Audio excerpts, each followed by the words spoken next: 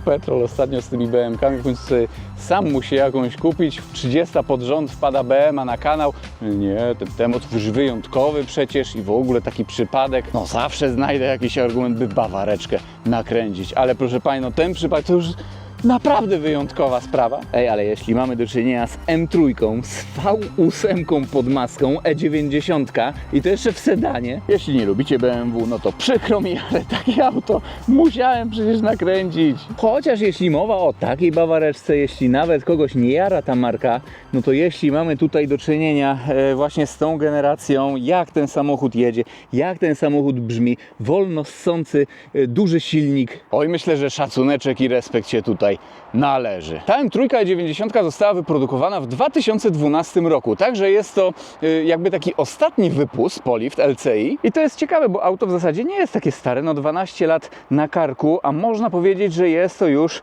w pewnym sensie klasyka, właśnie ze względu na silnik, jaki tutaj jest. Ale tutaj jeszcze mamy wybrzuszenie, żeby on się mieścił. Bo zobaczcie, gdy po tej M3 pojawiła się kolejna generacja, czy tam też M4, no to już jednostka była turbo doładowana, 6-cylindrowa, obcięto 2 cylindry. Także w zasadzie zaryzykowałbym stwierdzenie, iż ten samochód, wyjeżdżając jako nowy z salonu, był już właściwie klasykiem. O Jezu, wiecie o co mi chodzi. W dzisiejszym filmie przyjrzymy się tej maszynie z bliska, tak szybciuteńko, zmierzymy ją raceboxem oraz później skoczymy na próbę autostradową. No co, jeśli chodzi o wygląd zewnętrzny, no to od razu widać, że jest to Polift, chociażby po lampach z tyłu, nie są takie lanosowate. No i ogólnie nie wiem, jak ktoś się nie zna na samochodach nawet, no to już będzie widział, że z tą trójeczką jest coś nie tak. Ale w pozytywnym tego słowa znaczeniu. W M3 mamy oczywiście inne zderzaki. Proszę bardzo.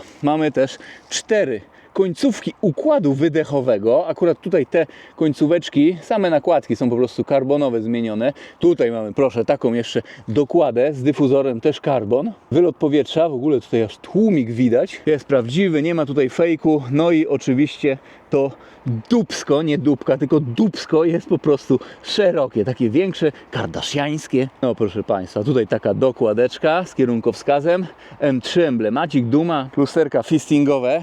Teraz może tego nie widać, ale jest to prawdopodobnie lakier Carbon Schwarz. Jest to ogólnie ciekawa konfiguracja, bo zobacz, z zewnątrz Carbon Schwarz, a środek, proszę, taki konfig. Ja pierniczę, jest to piękny samochód. Dobrze taka E90 wygląda. Japa też bardzo szeroka, szerszy, bo no, auto jest szersze o dobre kilka centymetrów od normalnej takiej trójeczki. Też takie rogi dołożone, karbonowe, z lewej i z prawej strony. Maska też ma tutaj takiego charakterystycznego garba. Nie wiem, czy to będzie tak aż dobrze widać na nagraniu, chociaż może, o, z tej perspektywy, o, tutaj widać. I wyloty na masę, które są prawdziwe, ale wiśnią na torcie tego egzemplarza, proszę Państwa, są felgi. Ja nie wiem, ale chyba do takiej BMW nie można dopasować lepszej felgi. Ta po prostu, jak ona tutaj siedzi. Z przodu jest węższa, z tyłu szersza oczywiście. 19 cali, rozmiar opony z przodu 245×35. Zwróćmy uwagę na układ hamulcowy. No, tutaj 19 cali, a ten zacisk, tak, no nie ma tutaj aż takiego luzu. Ogólnie ta felga polakierowana jest na taki gunmetal, ale jakby troszkę taki pod chrom wpadający, bardzo błyszczy się ten lakier. Z tyłu felga też 19, rozmiar 265×35. No smaku tutaj dodają zdecydowanie tuleje dystansowe, które sprawiają, iż spas jest tutaj syty. Czy spas może być syty? Tego nie wiem. Wiem natomiast, bo widzę, iż na klapie mamy jeszcze taki spoilerek, taki lip, chociaż lip to trochę za duże jak na lip, taki spoilerek też karbonowy. A, M3, no ogólnie E90 ładniej wygląda już z poliftowymi lampami z tyłu niż z przedliftowymi. Czy będziemy zaglądać do bagażnika? Nie jest to w sumie istotne w ogóle. Bardzo ładny dźwięk, jak w jakimś nowym samochodzie, mimo 12 lat na karku, ale bardzo fajnie. Też tutaj z tyłu nie będę się wpychał, bo ogólnie E90 jakimś super pojemnym samochodem nie jest. No wiecie, nowa trójeczka już jest bardziej pojemna, ale auta z generacji na generację robią się coraz większe. No ale tutaj pragnę zwrócić uwagę po prostu na konfigurację tego auta.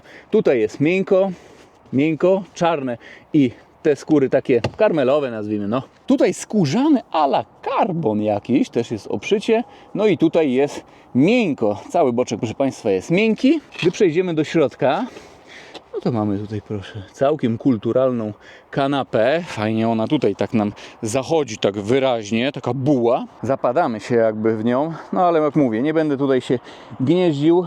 Dwumetrowiec za dwumetrowcem raczej się tutaj nie zmieści, chyba że w niecnym rozkroku. Shadowlining oczywiście, no ale M3, no to gdzie tutaj bez Shadowline, to nie ma takich chyba nawet. Bardzo fajnie. Boczek drzwiowy z przodu analogicznie tak jak z tyłu, tylko z przodu mamy dość spory schowek, emblemacik M3 na progu, no i proszę, sportowe fotele. Sportowe, ale nie mamy tutaj zintegrowanego zagłówka, tylko osobny, także to nam daje jakby znak, że ten samochód też jest przystosowany do śmigania na co dzień. No jest to w zasadzie taki rodzinny sedan, kompaktowy, ale jednak też dość wulgarny i chamski, jak trzeba oczywiście. Tak, tutaj mieści się prawie 2-metrowy petrolhead, pozycja za kierownicą świetna. Czy ktoś będzie niższy, czy wyższy, jest super. A może odpalimy sobie w ogóle? Proszę bardzo, kluczyk wsadzamy. O, widok z perspektywy kierowcy na to wszystko. Proszę bardzo. Z pozoru taka trójeczka napasiona. Deska rozdzielcza jest miękka. Tutaj jest takie jakby, taki niby karbon, ale to jest przeszycie. Nawet uchwyty na kubeczki. Wcale nie jest to taki standard, nie jest to takie oczywiste w trójkach, tych E90. Tak szybko lecimy. Klimatyzacja dwustrefowa, automatyczna. Oczywiście podgrzewane fotele. Jakieś tutaj, no, o matko święta, start, stop nawet tutaj jest. Nie no, hashtag eko. Jako iż jest to Polips, no to mamy też już inny iDrive. Po prostu kolejnej generacji. Inna, tutaj jest też rolka, którą się wszystko steruje w iDrive'ie. Proszę bardzo, fizyczne przyciski, nic tutaj nie trzeba, myślę, tłumaczyć. I gałęzjuszek mały, ale no taki kurczę konkretny, ze względu na to, iż jest on charakterystyczny po prostu w MC. W normalnej trójce z automatem jest on zupełnie inny. Proszę, nie mamy tutaj nawet P pozycji. Jest to nawiązanie jakby do skrzyń SMG, które były skrzyniami sekwencyjnymi. Tutaj w zasadzie jest P, ale włącza się ono automatycznie po wyjęciu kluczyka, po zgaszeniu i wyjęciu kluczyka. Tutaj mamy skrzynię automatyczną dwusprzęgłową, czyli DKG. Proszę bardzo. Power.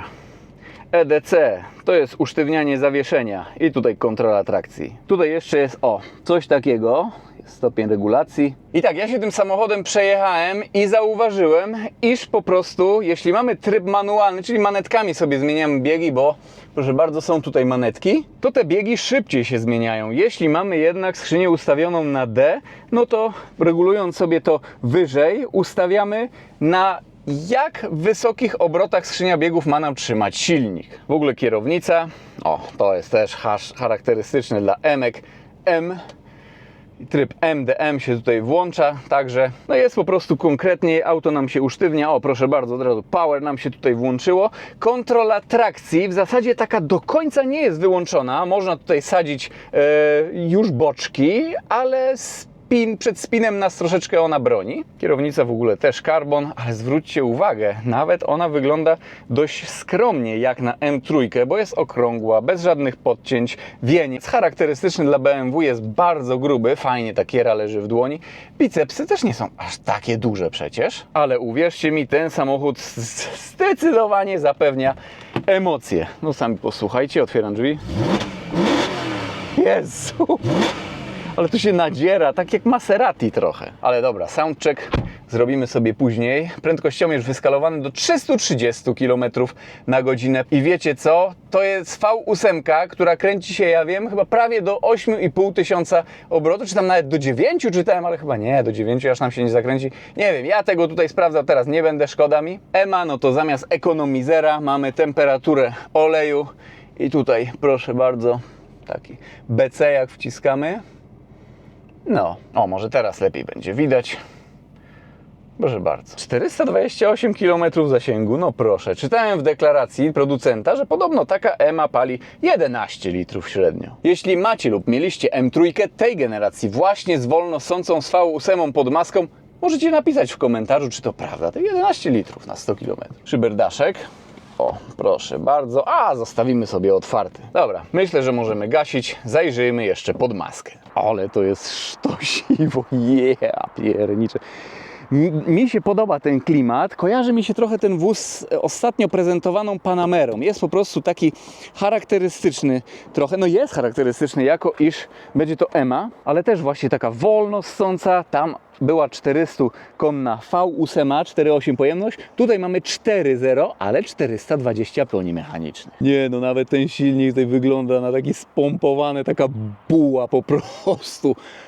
MV8. Koni mechanicznych 420, Newta 400, ale uwierzcie, wydawałoby się, że nie jest to aż tak strasznie dużo, ale gdy wybieramy się taką M3 na niemiecką autostradę, naprawdę trzymać ona fason powinna. Ten silnik, tak jak wspomniałem, skonfigurowany jest z automatyczną 7-stopniową skrzynią biegów, dwusprzęgłową MDKG i cały ten power, jak sobie przyciśniemy przycisk w środku power, idzie nam tutaj na tylną oś. Nie mieliśmy jeszcze w tej generacji wyboru, czy chcemy na przód, Boże, ta M3 z napędem na przód, czy na tył, czy X-Drive. Nie, tutaj jeszcze była taka no dość męska konfiguracja do wyboru z manualną skrzynią biegów. Taką M3 mogliśmy mieć. Zamkniemy sobie maskę, to tutaj już szczerze mówiąc, co kto lubi. Auto w tej konfiguracji waży mniej więcej 1700 kg. Przyspieszenie, jakie tutaj deklaruje producent do pierwszej setki, to 4,7 sekundy.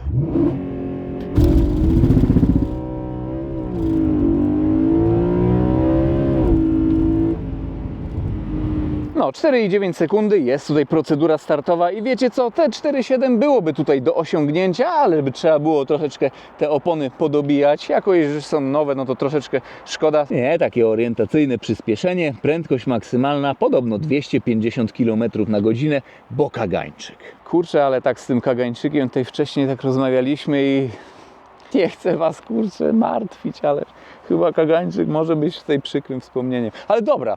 Przenosimy się na parking przed przejściem granicznym w Kołbaskowie. Zobaczymy, jak będzie. Może jeszcze tak dla jaj pokażę wam, jakie tutaj jest wyciszenie. To nie jest w ogóle istotne w tym samochodzie, chociaż nawet fajnie, jak właśnie jest głośniej ze względu na tutaj, proszę, te 4 końcóweczki układu wydechowego. No i już też totalnie dla jaj. Zobaczmy, jakie tutaj wyjdzie zużycie paliwa przy 90 oraz 120 km na godzinę.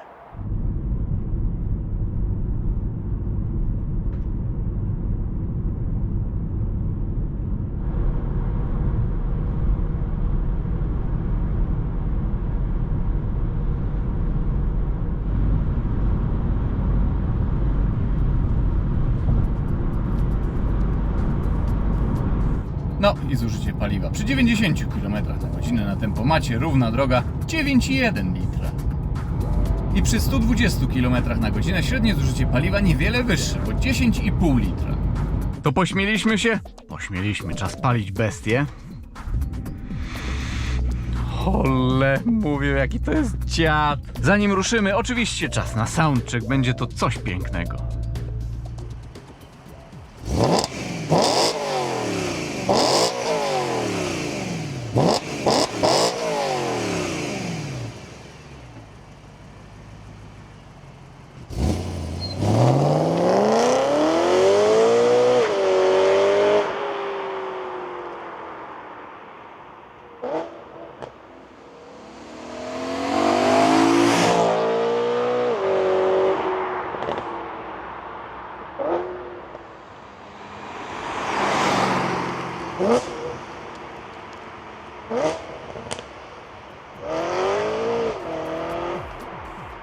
Ja pierniczę, jak ten samochód chodzi. Co ciekawe, w tych latach było przecież C63 AMG, które też miało V8 pod maską, tylko 6,2 litra, ale brzmiało zupełnie inaczej.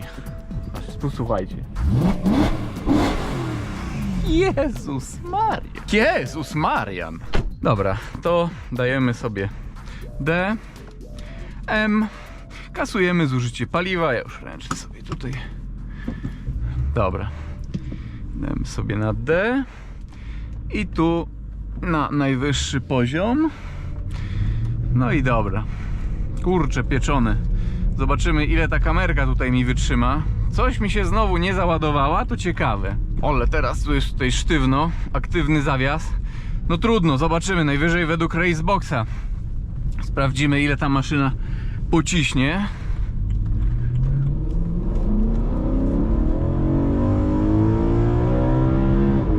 Ja pierdzielę. Ale to jest formułka. Normalnie formuła, proszę Państwa. No coś niesamowitego. Kurczę, jak tak widziałem, to chyba do 8,5 tysiąca obrotów ten silnik się kręci. Jezu. Nie no, normalnie Japa się tutaj cieszy. O, tylko to mnie ta kamerka zmartwiła, ale spokojnie wybrnę z tego. Czy takie BMW M3 E90 to przypałowy samochód? Przekonamy się za chwilkę, rękaw. Ja ściągam kamerę. No, teraz w stronę Berlina będziemy mieli troszeczkę wiaterek w mordkę, troszeczkę z boku. Coś takiego. Nie jest przypałowy samochodzik. No. Nie no, bardzo mnie to cieszy. Też bardzo pocieszne będzie tutaj, myślę, 100-200. Ja pierniczę. Nie. No gościu, Opel Mokka. Jeszcze z ciężarówką ma problem wyprzedzić. Dobra, do drugiego mostu ciśniemy. Dobra, już nie będziemy. 100-200 później sobie zmierzymy.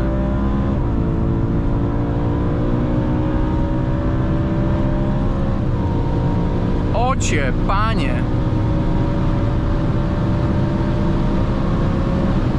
Ocie, panie.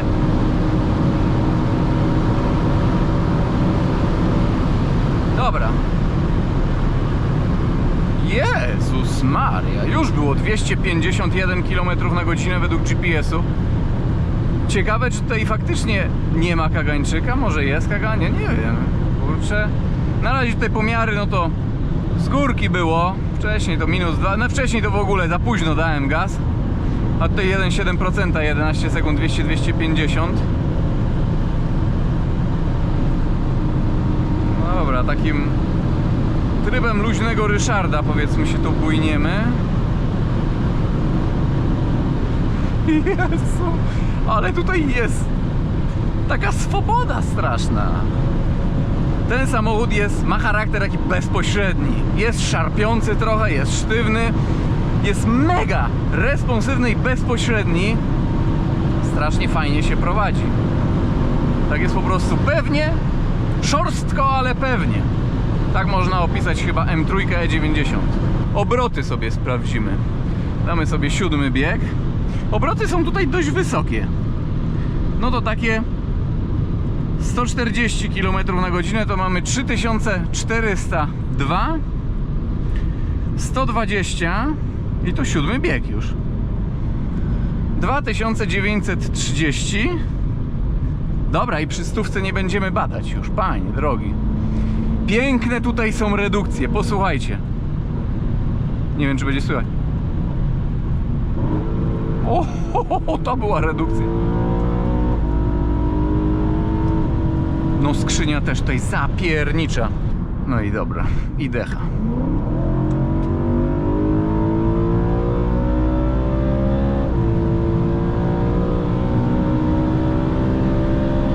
Teraz nawet lekko podwiaterek jest. 10,09, proszę Państwa.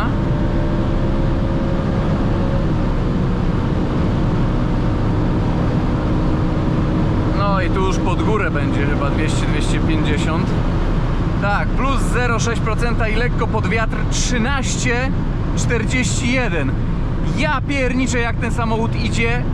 Jaki on jest zdrowiutki. Ja słyszałem, że tutaj może tak być w tych E92, że mają utratę mocy, ale no nie w tym przypadku. Absolutnie nie.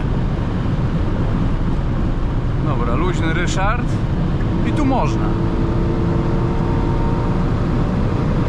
Jezus Maria, ale to jest cudowna próba autostradowa, piękna. O, akurat policja, mamy 8000 obrotów i cole. Pozdrawiamy coli.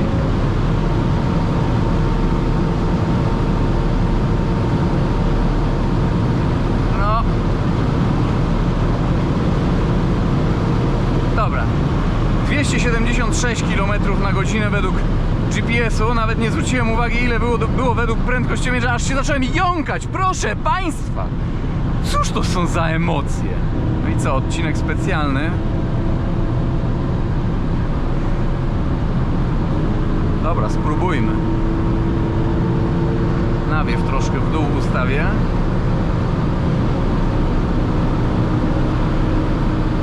Ty, ale zawija ten samochód. Dobra, tu chwilę odpuszczę, bo tak lekko po łuku będziemy jechać. Takie rozsądne 250 km na godzinę. No i decha. No i tu ciapniemy szybciej. Myślę, że według prędkościomierza 3 paki będą.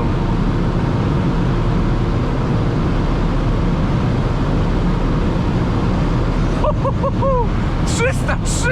303! Dobra, zwalniam. Ja pierniczę, mamy tutaj trochę przekłamanie, muszę przyznać, no bo 283 wycisnąłem realnie, a 300 ponad według prędkościomierza? No nie! Jezu! Ja przepraszam, ja tak jak głupek jakiś normalnie, ale ja się aż podjarałem, aż normalnie ja gęsią skórkę mam. Dobra, czas na soundcheck. Jezu. Dobra. Spróbuję tak wycelować, żeby przy 8000 zmienić bieg. Dobra, dzida. Jest! Ale to formuła normalnie. Ja. Ale to jest... Nie. Nie. Wjeżdżamy na autostradę, ale tutaj tak sobie spokojniutko. Strasznie szybko ta skrzynia zmienia biegi. Pyk. Pyk. Ojejku, moi mili. Teraz będziemy jechać tak trochę z wiatrem. Ale będę się tutaj uwijał. Będę się uwijał spokojnie. Dobra, damy szósteczkę.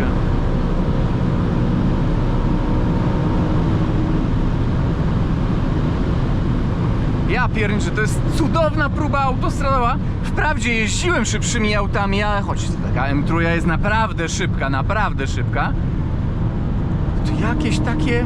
jakaś taka wspaniała aura. To wszystko wokół Petrolheada skupia się na tym, że ja sam będę musiał po prostu kupić jakieś BMW.